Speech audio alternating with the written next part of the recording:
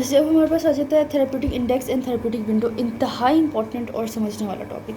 अब therapeutic index क्या होता है?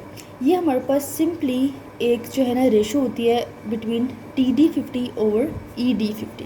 ठीक है, अब ये टर्मिनोलॉजीज मैं आपको ऑलरेडी बता चुकी थी, फिर भी मैं आपको बता देती हूँ। क्या होता है कि TD50 आपके पास वो डोज होती है जो कि टॉक्सिक इफेक्ट प्रोड्यूस करती है इन 50% ऑफ द पॉपुलेशन। ठीक है, जबकि आपके पास जो ED होता है ये आपके पास इफेक्टिव डोज होती है, मीन्स कि ये वो डोज होती है जो कि 50% ऑफ द पॉपुलेशन में इफेक्टिव रिस्पॉन्स प्रोड्यूस करती है। ठीक है, इस TD50 ने क्या किया था, 50% ऑफ द पॉपुलेशन में टॉक्सिक इफेक्ट कॉज किया था, इसने क्या किया था, 50% ऑफ द पॉपुलेशन में इफेक्टिव रिस्पॉन्स प्रोड्यूस किया था। जब हम इन दोनों का रेशो ले लेते हैं तो हमारे पास जो है उसको हम कहते हैं थेरेप्यूटिक इंडेक्स। ठीक है, लेट्स से कि मैंने जो है एक पॉपुलेशन पे स्टडी की और मैंने देखा एक स्पेसिफिक ड्रग की अगर मैं बात करूँ, लेट्स से कि मैंने जब देखा कि 150 mg पे जो है ना उस पर टॉक्सिक इफेक्ट आना शुरू हो गए थे पॉपुलेशन में।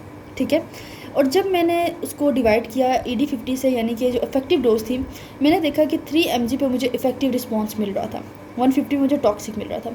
तो मेरे पास जो आप कह लो कि जो थेरेप्यूटिक इंडेक्स आया मेरे पास जो रेशो आई, मेरे पास 50 की रेशो आई। ठीक है, अब जो है ये इसको मैंने जो है थेरेप्यूटिक इंडेक्स का नाम दे दिया। अब मैं अगर आपको ग्राफिकली बना के दिखाऊँ तो मैं आपको बताती हूँ, लेट्स से कि मेरे पास जो है ना नीचे की तरफ डोज है।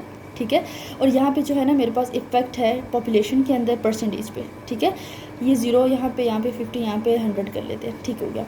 अब क्या हुआ, जब मैंने नॉर्मल रिस्पॉन्स देखा, यानी जब मुझे इफेक्टिव रिस्पॉन्स मिला, तो लेट्स से कि मुझे वो जो है ना ED50 मिला, वो मुझे लेट्स से कि 3 mg पे मिला। ठीक है, और जब मैं ऐसे आहिस्ते आहिस्ते जो है ना डोज को बढ़ाती चली गई तो मुझे टॉक्सिक इफेक्ट आना शुरू हो गए, मिलना शुरू हो गए। अब टॉक्सिक इफेक्ट जो है ना लेट्स से कि मुझे मिलना शुरू हो गए, जो मैंने ऊपर एग्जांपल दी थी 150 mg पे, सॉरी मैं इसको थोड़ी नीचे कर देती हूँ, अच्छा 150 mg पे। ठीक है, अब आप देख सकते हो कि जो मेरे पास बीच में एक गैप आया है, ठीक है, इफेक्टिव और टॉक्सिक इफेक्ट्स के दरमियान में, इस गैप को जो है ना मैंने नाम दिया है थेरेप्यूटिक इंडेक्स का। ठीक है, और इस केस में मेरे पास जो है ना 50 जो है मेरे पास रेशो आई है, जब मैंने 150 को 3 से डिवाइड किया। ठीक है, so this is basically the therapeutic index. अब थेरेप्यूटिक इंडेक्स का क्या फ़ायदा, आखिर हमने क्यों बिला वजह इसको एक नई टर्म निकाली, क्या है इसका मकसद, क्या है?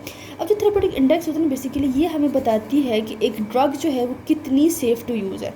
ठीक है, इस बात का क्या मतलब है मैं आपको बताती हूँ। एक ड्रग जिसकी थेरेप्यूटिक इंडेक्स जितनी ज़्यादा होगी वो उतनी सेफ़ होगी, और एक ड्रग जिसकी थेरेप्यूटिक इंडेक्स जितनी कम होगी उसके उतने चांसेस होंगे कि उसके टॉक्सिक इफेक्ट जनरेट हो। ठीक है, इस बात का क्या मतलब है? इस बात का मतलब ये है कि अगर आपके पास एक ड्रग है, लेट्स से आपके पास वारफरिन एक ड्रग है। ठीक है, इसका जो है ना आमतौर पर थेरेप्यूटिक इंडेक्स बड़ा ही लो होता है, यानी कि जब आपके पास थेरेप्यूटिक इंडेक्स लो होगा तो ये जो आपके पास बीच में गैप है, लेट्स से वो बिल्कुल इतना सा हो जाएगा ना, छोटू सा, यानी कि अगर आपने जो है इफेक्टिव डोज दी उससे थोड़ी ही आपने डोज बढ़ा दी कि फ़ौरन से टॉक्सिक इफेक्ट जनरेट हो गया। ठीक है, लो थेरेप्यूटिक इंडेक्स का ये नुकसान होता है।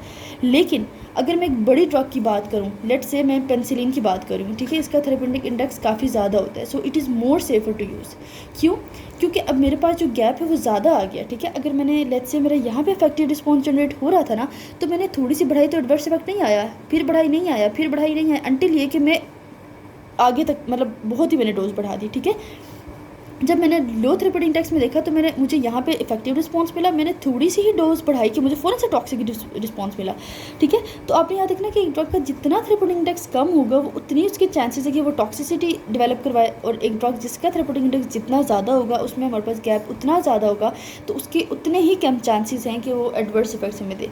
ठीक है, तो ये था थेरेप्यूटिक इंडेक्स। अब थेरेप्यूटिक विंडो क्या चीज़ है, यहाँ पे एक बात मैं आपको बताना भूल गई थी कि जब थेरेप्यूटिक इंडेक्स हम लोग निकालते हैं तो हम हमेशा क्वांटल डोज जो हमारे पास रिस्पांस कर्व होता है उसके थ्रू निकालते हैं।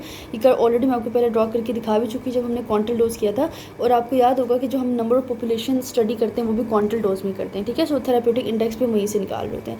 तो थेरेप्यूटिक विंडो में बेसिकली हमारे पास क्या होता है, ये बेसिकली हमारे पास डोजेज की रेंज होती है। ठीक है, ये ऐसी रेंज होती है between the minimum therapeutic dose, यानी कि वो डोज जो कि मिनिमम थेरेप्यूटिक इफेक्ट दे रही है। ठीक है, minimum therapeutic effect minus that does जो कि मिनिमम टॉक्सिक इफेक्ट दे रही है। ठीक है, जब आप इन दोनों को माइनस करते हो आपके पास जो आंसर आता है वो थेरेप्यूटिक विंडो का आता है। अब लेट्स से हमारे पास बुक में एग्जांपल है थियोफाइलिन की। ठीक है, जिसका मिनिमम जो थेराप्यूटिक इफेक्ट है वो हमारे पास 8 mg पे आ रहा है, और जो उसका मिनिमम टॉक्सिक इफेक्ट है वो हमारे पास 18 mg पे आ रहा है। तो हमारे पास जो थेरेप्यूटिक विंडो आ जाएगी वो 10 की आ जाएगी। अच्छा जी, तो अब हम लोग जो है फार्माकोडायनामिक्स में पहुंच गए हैं, सिग्नलिंग मैकेनिज़म्स में, जिसमें हम लोग देखेंगे कि किस तरह से जो ड्रग है वो डिफरेंट तरह के रिसेप्टर्स के साथ बाइंड करती है और हर रिसेप्टर को जो है एक डिफरेंट स्टाइल होता है इफेक्टिव रिस्पॉन्स जनरेट करने का। ठीक है, अब यहाँ पे जो है 5 तरह के रिसेप्टर्स बनाए हुए हैं। फ़र्स्ट ऑफ ऑल जो है हम लोग बात करते हैं इंट्रासेलुलर रिसेप्टर्स की। इसमें क्या होता है, जो हमारे पास ड्रग है मोस्ट ऑफ द केस आपके पास जो है ना स्टीरॉयड हार्मोन्स होते हैं, इसके अलावा जो है विटामिन डी वगैरह होते हैं। अभी सारे लिपोफिलिक हैं, ईजिली क्या करेंगे, मेम्ब्रेन को क्रॉस करेंगे और इंट्रासेलुलर रिसेप्टर्स पे जो most of the time nucleus पे प्रेजेंट होते हैं उनके साथ बाइंड करते हैं। फिर आगे जाके ट्रांसक्रिप्शन, ट्रांसलेशन, प्रोटीन्स बनती हैं और फिर वो जो है ना इवेंचुअली जो रिस्पॉन्स है वो जनरेट हो जाता है। देन हमारे पास आ जाते हैं टायरोसिन काइनेज। टायरोसिन काइनेज के अंदर हमारे पास जो रिसेप्टर है उसकी 2 डोमेन्स होती हैं, आउटर डोमेन होती है, इनर डोमेन होती है। जो आउटर डोमेन है उसके साथ ड्रग आके लगती है, most of the time insulin आके लगती है। और क्या होती है, जो उसकी अंदर की तरफ डोमेन होती है वो क्या करती है, वो as an affected system act करती है और क्या करती है, फॉस्फोराइलेशन के थ्रू या दूसरे मैकेनिज्म्स के थ्रू अल्टीमेटली जो है रिस्पॉन्स जनरेट कर देती है। ठीक है, देन हमारे पास जो है एक और आपके पास क्या कह लो टाइप ऑफ रिसेप्टर आ जाती है which is known as JAK STAT receptors. इसमें क्या होता है कि जब हमारे पास लाइगेंड बाइंड करता है रिसेप्टर के साथ which is again the transmembrane receptor, जिस तरह इसमें ट्रांस मेम्ब्रेन रिसेप्टर था, इसमें इंट्रासेलुलर था, तो क्या हुआ कि जब लाइगेंड उसके साथ बाइंड करती है, most of the time cytokines आके बाइंड करते हैं, तो वो इन टर्न एक और आप कह लो कि हमारे पास जो है ना रिसेप्टर मॉलिक्यूल को आप कह लो एक्टिवेट करवा देती है, जो कि हमारे पास ये टायरोसिन काइनेज मॉलिक्यूल होती है, इसका नाम होता है जैक। अब ये टायरोसिन काइनेज मॉलिक्यूल जो जैक है ये क्या करती है, एक और मॉलिक्यूल स्टैट मॉलिक्यूल को क्या करती है, उसकी फॉस्फोराइलेशन करवा देती है। जब इसकी फॉस्फोराइलेशन हो जाती है तो आगे जाके ट्रांसक्रिप्शन करवाता है, फिर अगेन ट्रांसलेशन एंड प्रोटीन्स के थ्रू इफेक्ट जनरेट हो जाता है। देन आ जाते हैं हमारे पास आयन चैनल्स। ठीक है, ये सबको ही पता है कि क्या होता है कि इसकी बड़ी मशहूर ज़माना एग्जांपल है acetyl choline mediated nicotinic channels. क्या होता है, एसिटाइल कोलिन बाइंड करती है हमारे पास इस रिसेप्टर के साथ और ये रिसेप्टर्स खुद ही ओपन अप हो जाते हैं और फिर केटाइंस की मूवमेंट अंदर होती है एंड एक्शन पोटेंशियल जनरेट हो जाता है। उसके बाद हमेशा 1000 दफ़ा हम पढ़ चुके हैं GPCR, जी प्रोटीन कपल रिसेप्टर के थ्रू किस तरह से सारे कैस्केड चलते हैं, आप सबको ऑलरेडी पता होगा। तो ये लास्ट मैकेनिज्म है जिसके थ्रू रिस्पॉन्स जनरेट होता है। इसके टेबल जो है वो भी कैटजिंग में दिया हुआ है, आप इनको भी रीड कर सकते हैं, आपको समझ आ जाएगी।